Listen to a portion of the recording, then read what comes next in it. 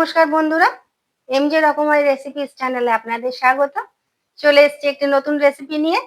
আজকে আমি রান্না করব মোচার ঘন্ট।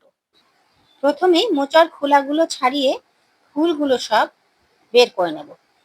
এরকমভাবে একটা করে করে মোচার খোলা সরাবো আর ফুলগুলো এইভাবে ঠিক ছাড়িয়ে নিলাম। মোচার খোলাটা সরিয়ে নিলাম, এরপরে ফুলগুলো বের করে নেব। এইভাবে প্রত্যেকটি খোলা ছাড়িয়ে ছাড়িয়ে ফুলগুলো আমি সরিয়ে নিলাম। এবার ভেতরের যে শক্ত অংশটা থাকে সেটা আমি বের করে নেব। এইভাবে শক্ত অংশটা বের করে নিলাম, প্রত্যেকটা এইভাবে আমি বের করে নেব। এই ফুলের ছড়াটা প্রতিটি শক্ত অংশ আমি ছাড়িয়ে নিলাম। এবার আমি আরেকটা সিস্টেমে ওইটা করি, আমার খুব তাড়াতাড়ি হয়ে যায়। বটির সঙ্গে এই ফুলের ঠিক মুখটা লাগিয়ে জাস্ট এইভাবে টান দিলে অংশটা পুরো বেরিয়ে আসে। কারণ কি, ওই যে ফুলের জায়গাটা আছে ওটা খুলতে খুব সময় লাগে, সেই জন্য ওটা বটি দিয়ে জাস্ট একটু চাপ দিলে এভাবে সরালেই খুব তাড়াতাড়ি হয়ে যায়। ওই জন্যে মোচার ফুলের এই শক্ত অংশটা আমি এভাবেই ছাড়াই। এবার মোচাটা আমি কাটতে শুরু করব, তাই জন্য একটা জল আগে রেডি করে নিলাম। জলের মধ্যে নুন দিলাম আর 2 চামচ হলুদ দেব,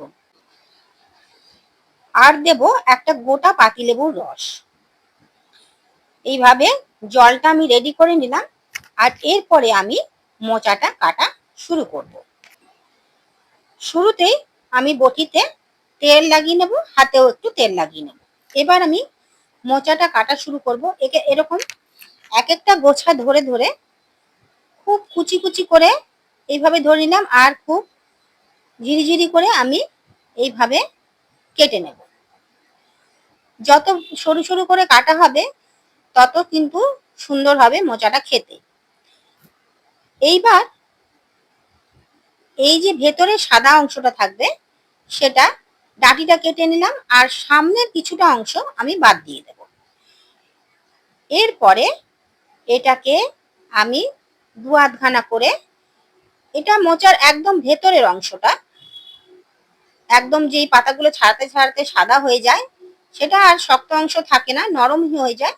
এইভাবে কুচি কুচি করে এটাকে আমি কেটে নেব, খুব ঝিরিঝিরি করে কেটে নেব। ঠিক এভাবে কেটে নেব। এরকম ভাবে আমি সম্পূর্ণ মোচাটা কেটে নিলাম, আর ভিজিয়ে রেখে দেব 15 মিনিট নুন, হলুদ আর লেবুর জলে। যতক্ষণ আমি মোচাটা ভিজিয়ে রাখছি ততক্ষণ আমি একটা মশলা তৈরি করে নেব। মিক্সার বলে নিয়ে নেব কিছুটা আদা, আর 1 বড় চামচ সাদা জিরে, দারচিনি কিছুটা, আর 3টে এলাচ। আর এরপরে একটু জল দিয়ে আমি এটাকে ভালো করে পেস্ট করে নিলাম। এর মধ্যে দিয়ে দিলাম হলুদ 1 চামচ, স্বাদ মতো নুন, ভালো করে মিশিয়ে নিলাম। নুনটা আর হলুদটা মশলাটার সঙ্গে ভালো করে মিশিয়ে নিলাম, আর দিয়ে দিলাম 1/2 টিস্পুন মতন চিনি। চিনিটাও ভালো করে মিশিয়ে মশলাটা আমি এভাবে রেডি করে নিলাম। এবার 15 মিনিট পরে মোচা আমি যেটা ভিজিয়ে রেখেছি সেটা ভালো করে এভাবে চটকে চটকে ধুয়ে নিতে হবে। প্রথম ক্ষেপে আমি জলটা একবার ফেলে দেব। এরকম করে জল ফেলে ফেলে আমি 2 থেকে 3 বার ধুয়ে নেব। এভাবে ভালো করে ধুয়ে নিলে, যেহেতু আমি লেবু দিয়েছি, কষটা সম্পূর্ণ বেরিয়ে যায়, আর রান্না হওয়ার পরে মোচাটা কালো হয় না। এইভাবে মোচাটা ভালো করে ধুয়ে আমি একটা ঝাঁঝরিতে ঝরিয়ে নিলাম। এরপরে আমি কড়াই বসিয়ে তেল দিয়ে দিলাম। রান্নাটা আমি সর্ষের তেলে করব। নুন দিয়ে দিলাম তেলে একটু, আর অল্প একটু হলুদ। এরপরে আমি মোচাতে যে আলুগুলো দেব সেই আলুগুলো আমি ভেজে নেব। 2টো মিডিয়াম সাইজের আলু আমি ভেবে নিয়েছি টুকরো করে কেটে। আর এবার এই আলুগুলো আমি ছাঁকা তেলে একদম নাড়াচাড়া করে ভেজে লাল করে তুলে নেব। আলুগুলো আমার ভাজা হয়ে গেছে, আমি এবার আলুগুলোকে তুলে নেব। এইভাবে ভেজে নিলাম দেখুন। এরপরে এই তেলের মধ্যে আমি 2টো তেজপাতা, 1 চামচ সাদা জিরে আর 2টো কাঁচা লঙ্কা দিয়ে দিলাম। মশলাগুলো একটু ভালো করে ভাজা হলে যেই মশলার পেস্টটা আমি তৈরি করে রেখেছিলাম সেটা আমি এবার দিয়ে দেব তেলের মধ্যে। খুন্তি দিয়ে একটু নাড়াচাড়া করে নেব। আর যতখানি মশলা ছিল সেই পরিমাণ জল আমি এই তেলের মধ্যে দিয়ে দেব। মশলাটার সঙ্গে মিশিয়ে নিলাম, কারণ কি মশলাটা যাতে পুড়ে না যায়। এরপরে মশলাটা একটু ভাজা ভাজা হয়ে গেছে, দেখুন তেল তেল ছাড়ছে। এই পর্যায়ে দিয়ে দেব কিছুটা নারকেল কোড়া। এবার নারকেল কোড়াটা আমি মশলার সঙ্গে ভালো করে মিশিয়ে 2 থেকে 3 মিনিট হাই ফ্লেমে একটু ভাজা ভাজা করে নেব। নারকেলটা একটু ভাজা ভাজা হয়ে গেলে মোচাটা এরপরে আমি এর মধ্যে দেব।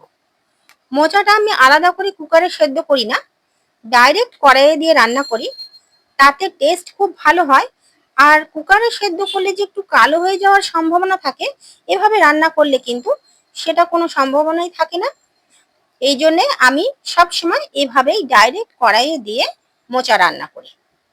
এরপরে মোচাটার সঙ্গে নারকেল মশলা সব মিশিয়ে আবার 2-3 মিনিট আমি নাড়ানাড়ি করে এরপরে আমি দিয়ে দেবো 1 ছোট বাটি জল। জলটা দেওয়ার পরে মিনিট খানেক আবার নাড়াচাড়া করে নেব। আর আমি গ্যাস লো ফ্লেমে করে 15 মিনিট ঢাকা দিয়ে রেখে দেব। এই সময়টুকুর মধ্যেই মোচাটা খুব সুন্দরভাবে সেদ্ধ হয়ে যাবে। 15 মিনিট পরে ঢাকনাটা খুলবো। জল এখনো কিছুটা রয়েছে, যেহেতু ফ্লেম একদম লোতে ছিল, মোচাটা কিন্তু প্রায় 80% সেদ্ধ হয়ে গেছে। এই পর্যায়ে আমি আলুগুলো দিয়ে দেব। আলুগুলো তো আমি ছাকা তেলে ভেজেছিলাম, কাজেই আলুগুলো মোটামুটি সেদ্ধ হয়েই আছে। এই পর্যায়ে 5 মিনিট আমি লো টু মিডিয়াম ফ্লেমে আরো ঢাকা দিয়ে রেখে দেব। 5 মিনিট পরে ঢাকনাটা আমি খুলবো। আলু আর মোচা বেশ মাখা মাখা হয়ে গেছে। একটু খুন্তি দিয়ে আমি নাড়িয়ে দেখব। এই পর্যায়ে আমি আরো ছোট 1 বাটি নারকেল কোড়া দিয়ে দিলাম। নারকেলটা ভালো করে মিশিয়ে দেব। মোচার সঙ্গে ভালো করে মিশিয়ে আরো মিনিট খানেক আমি ভাজা ভাজা করব হাই ফ্লেমে। এই পর্যায়ে আমি দিয়ে দেব 1 চামচ গোবিন্দভোগ চালের গুঁড়ো। গোবিন্দভোগ চালের গুঁড়োটা এই জন্য দিলাম যে কড়াইয়ে অনেক সময় ভাজা ভাজা হয়ে গেছে মনে হলেও ঠান্ডা হওয়ার সঙ্গে সঙ্গে একটুখানি জলসা জলসা ভাব থাকতে পারে। তো সেই জন্যে চালের গুঁড়োটা দিয়ে দিলে কি হয়, সেই সমস্যাটাও থাকে না। আর গোবিন্দভোগ চালের গুঁড়োর একটা গন্ধটাও খুব সুন্দর হয়। ঘি গরম মশলা সবকিছুর সঙ্গে মিশে খুব ভালো লাগে। দিয়ে দিলাম 1 বড় চামচ ঘি। সমস্তটা ভালো করে মিশিয়ে দিলাম। এই পর্যায়ে আমি ঢাকা দিয়ে রেখে দেব গ্যাস বন্ধ করে আরো 5 মিনিট। ঢাকনাটা খুলবো। আমার মোচার ঘন্ট একদম রেডি।